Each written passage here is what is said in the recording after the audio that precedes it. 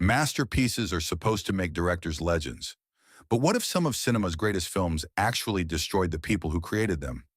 Behind the praise, awards, and critical acclaim, there are stories of bankruptcies, careers erased overnight, nervous breakdowns, and directors who never made another movie again. Tonight we uncover 12 films now called masterpieces, yet each one carried a hidden cost. Because sometimes the most brilliant movies ever made came with a price no director should have paid.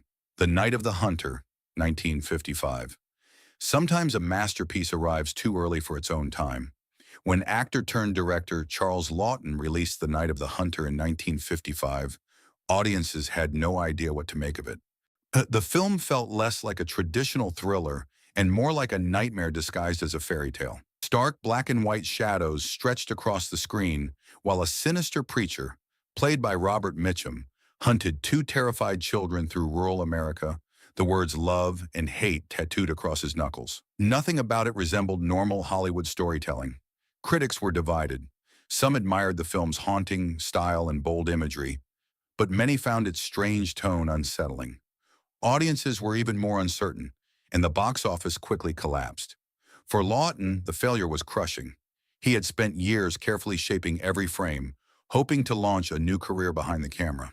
Instead, the disappointment shattered his confidence so deeply that he never directed another film again. And today, the movie is celebrated as a masterpiece, but its creator never lived to see that redemption. Heaven's Gate, 1980. Few films in Hollywood history carry a reputation as catastrophic as Heaven's Gate. Director Michael Cimino had just won the Academy Award for The Deer Hunter. Studios believed he could do anything. So when he proposed an ambitious Western about class conflict in Wyoming, the executives at United Artists gave him extraordinary freedom. That freedom quickly turned into chaos. Cimino demanded endless retakes, elaborate sets, and constant script changes. Scenes were filmed dozens of times while the production ballooned far beyond its original schedule. The budget spiraled out of control, climbing toward levels rarely seen at the time. When the film finally premiered in 1980, critics reacted with shock. Reviews were brutal, audiences stayed away. Within weeks, the movie was pulled from theaters and heavily recut, but the damage was already done. The financial disaster nearly destroyed United Artists, one of the most historic studios in Hollywood. And for Cimino, the consequences were permanent. He continued working occasionally, but the industry never again trusted him with the same creative power. One film, now reevaluated by some critics as a flawed masterpiece, had already reshaped his entire career. Apocalypse Now, 1979. The making of Apocalypse Now was so chaotic that it became almost as legendary as the film itself. Director Francis Ford Coppola set out to create the definitive cinematic portrait of the Vietnam War. What followed was a production that spiraled into disaster. The filming in the Philippines was constantly interrupted by typhoons that destroyed expensive sets. Actor Martin Sheen suffered a heart attack during production. Meanwhile, Marlon Brando arrived on set overweight and unprepared for his role, forcing Coppola to rewrite scenes on the spot. As the months dragged on, the budget exploded. Coppola had taken enormous financial risks, even mortgaging his own property to keep the production alive. The pressure was relentless. At one point, he openly admitted that he feared the film might ruin him completely. The experience pushed the director to emotional exhaustion. When the movie finally premiered in 1979, however, audiences witnessed something extraordinary. The film's hypnotic imagery and haunting atmosphere transformed it into one of the greatest war films ever made. But behind the achievement was a director who later described the experience as a descent into madness. The Magnificent Ambersons, 1942. After the groundbreaking success of Citizen Kane, director Orson Welles seemed unstoppable. His next project, The Magnificent Ambersons, was intended to be another ambitious exploration of American life. The story follows a wealthy Midwestern family slowly losing its fortune as modern industry transforms their world. Welles crafted the film with the same bold visual style that had made his debut so revolutionary. But while he was away working on another project, studio executives began to panic. Early audience previews were negative. The film was considered too dark, too slow, and too pessimistic. The studio responded with drastic measures. Large portions of the film were cut. Two entire scenes disappeared. A new ending was filmed without Wells's involvement. Nearly an hour of footage was permanently lost. When the film was released in 1942, it was no longer the movie Wells had created. The experience shattered his relationship with Hollywood studios. Although he continued making films, he would spend much of his career struggling for funding and creative freedom. For Wells, the masterpiece that should have solidified his power in Hollywood instead marked the beginning of decades of frustration.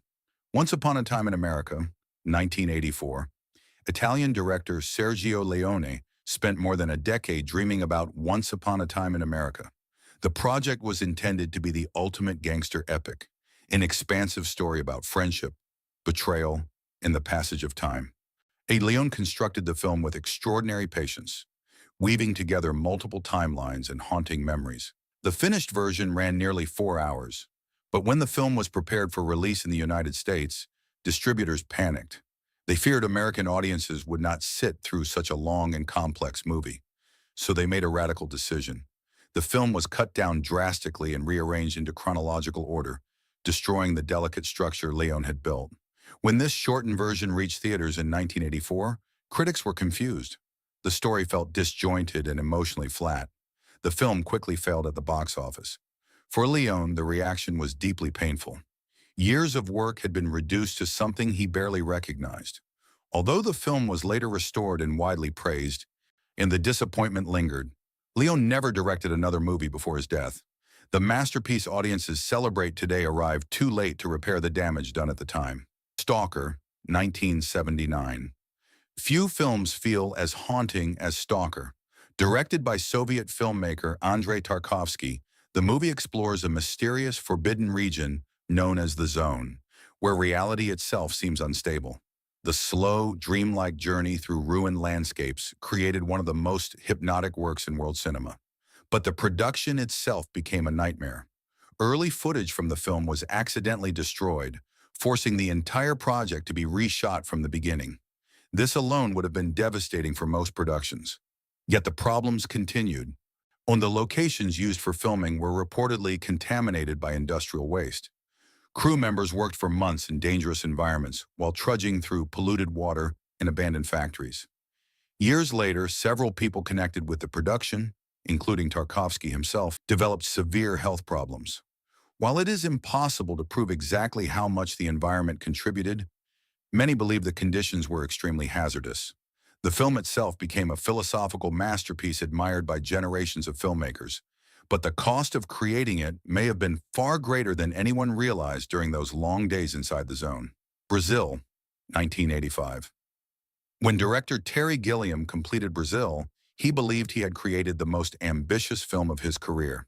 The movie presented a strange and unsettling dystopian world where bureaucracy had expanded into an absurd and suffocating system.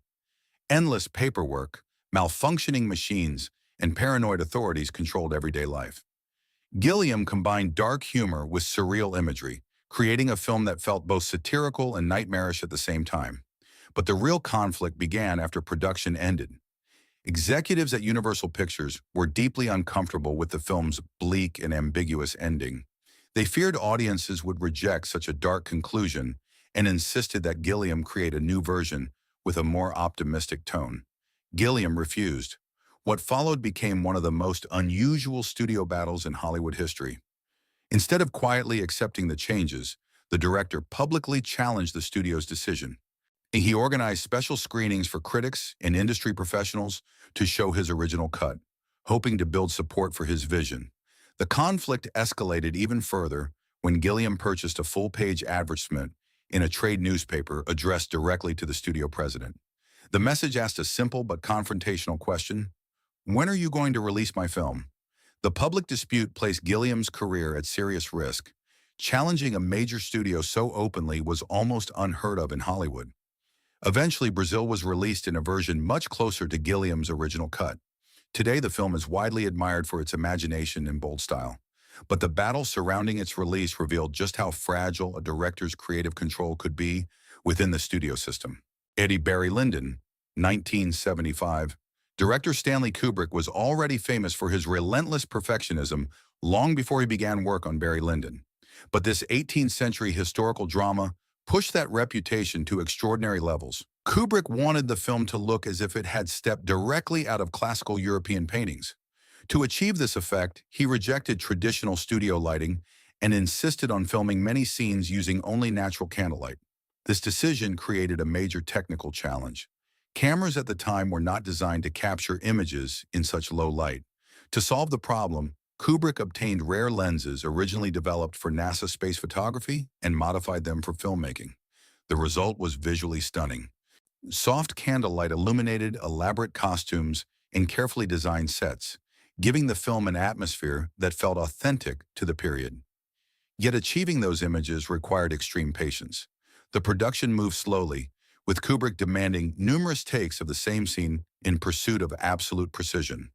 Actors and crew members often repeated moments again and again, while the director refined tiny details of performance, movement, and lighting. When Barry Lyndon premiered in 1975, the reaction was mixed.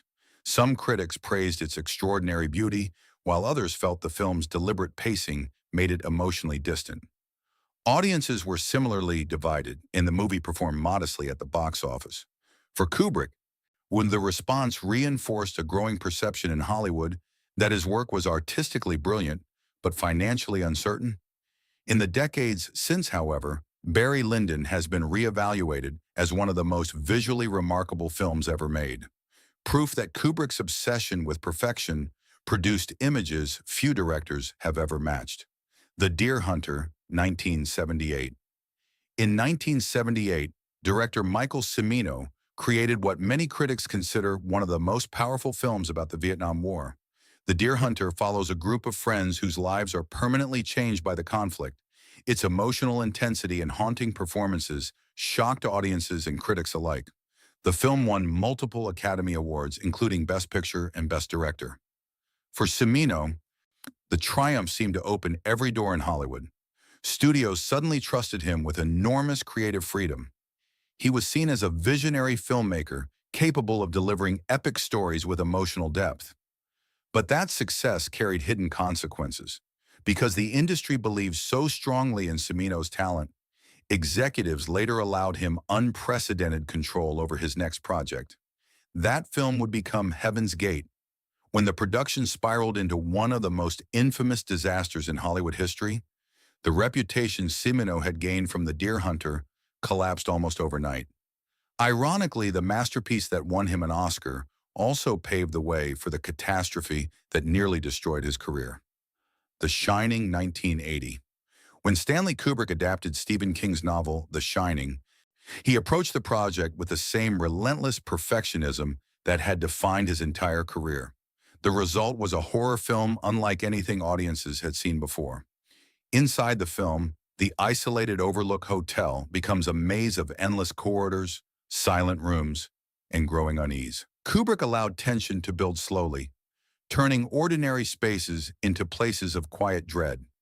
At the center of the story is the chilling performance of Jack Nicholson, whose portrayal of a writer descending into madness became one of the most unforgettable psychological breakdowns ever captured on film. But behind the camera, the production itself was grueling. Kubrick became notorious for his endless pursuit of perfection. Scenes were repeated again and again as he searched for subtle shifts in performance, sometimes requiring dozens of takes. Even simple moments could stretch into exhausting filming sessions that pushed the cast and crew to their limits.